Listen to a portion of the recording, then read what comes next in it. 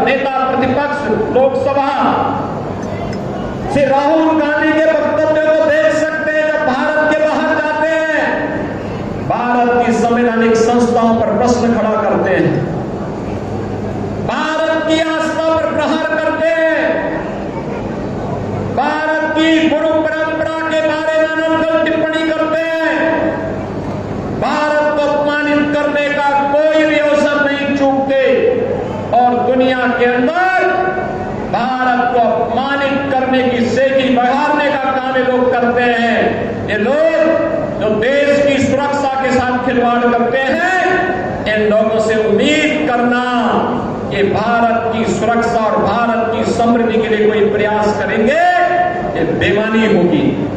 और कांग्रेस आज इस बेईमानी पे उतर चुकी है।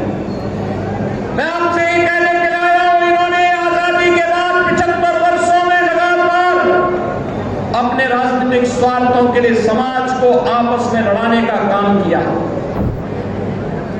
जातीय सेनाएं खड़ी की, ये जातिवाद, ये मत और मजहब की राजनीति, ये विकास की सबसे बड़ी बाधा है।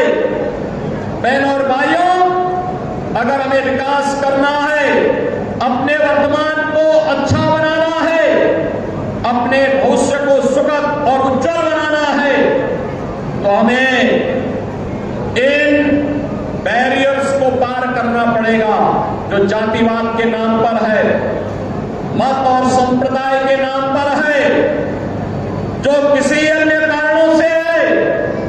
इन सब से उबर करके कार्य करना होगा। इसी के लिए 14 में प्रधानमंत्री मोदी जी ने देशवासियों को मंत्र दिया था। उन्होंने कहा था, मेरी सरकार जाति, मत और मजहब से ऊपर उठ करके कार्य करेगी। मेरी सरकार का मंत्र होगा जिसमें समान रूप से एक सर्वसमावेशी विकास का कार्य होगा और इस सर्वसमावेशी विकास ही राम राज्य की अवधारणा को पूरा करेगा। और इसके लिए उन्होंने मंत्र दिया था, सबका साथ, सबका विकास का।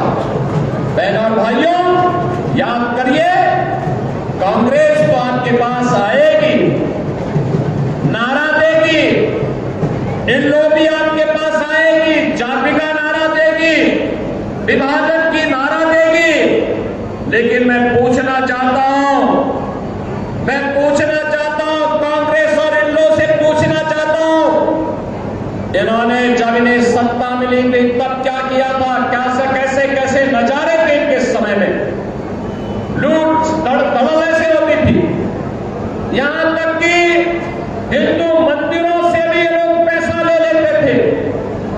बहनों और भाइयों, मैं तो आपसे एक ही बात कहने के लिए आया हूं, भारतीय जनता पार्टी की सरकार मोदी जी के नेतृत्व में, हरियाणा के अंदर पहले माननीय खट्टर जी के नेतृत्व में, श्री नायब सिंह सैनी जी के नेतृत्व में एक डबल इंजन की सरकार कार्य की है। आज उसके परिणाम दिखाई दे रहे हैं। बेहतर कनेक्टिविटी हुई है, बुनियादी सुविधाएं जनता जनार्दन को मिली है। कोरोना कालखंड में आपने देखा होगा, कांग्रेस के नेता गायब थे, इन लोगों के नेता गायब थे, कोई सेवा का कार्य नहीं कर रहा था। भारतीय जनता पार्टी तब नारा देती थी कि सेवा ही संगठन है और एक एक कार्यकर्ता सरकार के साथ मिलकर के जनता जनार्दन की सेवा करने के लिए तत्पर दिखाई दे रहा था। बहनों और भाइयों, भारतीय जनता पार्टी इस जज्बे के साथ आज भारत को एक नया नेतृत्व